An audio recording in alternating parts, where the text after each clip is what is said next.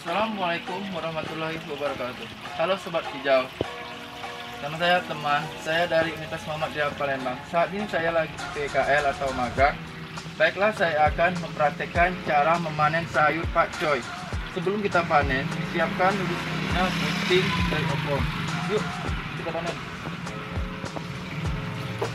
Sebelum kita panen, kita mencari sayuran yang besar. Nah, yang seperti ini.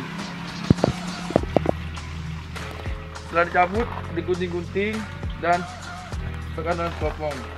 Nah, tahap selanjutnya kita packing. Sebelum kita packing, siapkan bahan-bahan alat-alatnya dulu.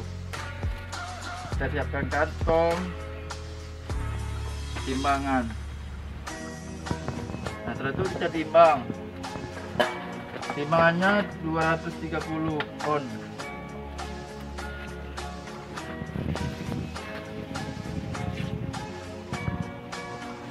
Nah, setelah kita sudah selesai nimbang, kita masukkan dalam kantong.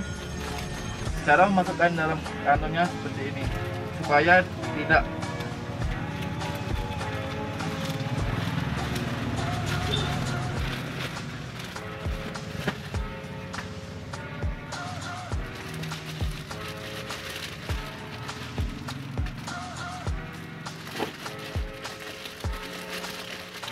nah, selesai. Nah, itulah dari video dari saya. Lebih kurang saya mohon maaf. Assalamualaikum warahmatullahi wabarakatuh.